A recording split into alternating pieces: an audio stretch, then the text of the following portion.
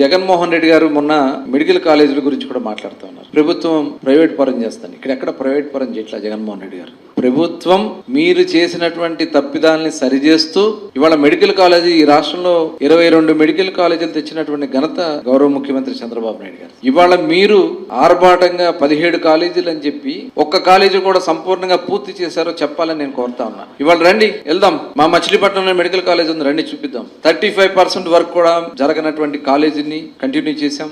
ఇవాళ 65% తీసుకెళ్లాం. First year start చేశాం, second year కూడా స్టార్ట్ చేస్తున్నాం, థర్డ్ ఇయర్ కూడా ప్రిపేర్ అవుతున్నాం. ఇవాళ కనీసం పునాదుల మీద కూడా లేకన కాలేజీల పరిస్థితి ఏంటో చెప్పాలని జగన్మోహన్ రెడ్డి గారు నేను అడుగుతా ఉన్నా. ఇవాళ ఏదైతే పునాదుల మీద కూడా లేకనటువంటి కాలేజీలని ఇవాళ పీపీపీ మోడ్లో ఒకసారి తెలుసుకోండి. పీపీపీ అంటే ప్రైవేట్ పబ్లిక్ పార్ట్నర్షిప్. ప్రైవేట్ సంస్థ కడతారు, ప్రభుత్వ నిబంధనల ప్రకారమే కాలేజీని రన్ చేస్తారు, సామాన్య ప్రజలకి సీట్లు ఇస్తారు, అతి తక్కువ రేట్లకి అక్కడ వైద్యం, అసలు ఫ్రీ వైద్యం అందిస్తారు. ఇవన్నీ కూడా అక్కడ మెడికల్ సీట్స్ కూడా రాష్ట్రానికి పెరిగే అవకాశం ఉంది. ఇవాళ మెడికల్ కాలేజీని అడ్డం పెట్టుకుని 6,000 కోట్ల రూపాయలు అప్పులు చేసింది వాస్తవం కాదని మేము అడుగుతా ఉన్నాం జగన్మోహన్ రెడ్డి గారిని. ఆ డబ్బులన్నీ ఏం చేశారు మీరు? దీనికి సమాధానం చెప్పాలి జగన్మోహన్ రెడ్డి గారు. ఎందుకు పూర్తి చేయలేదు?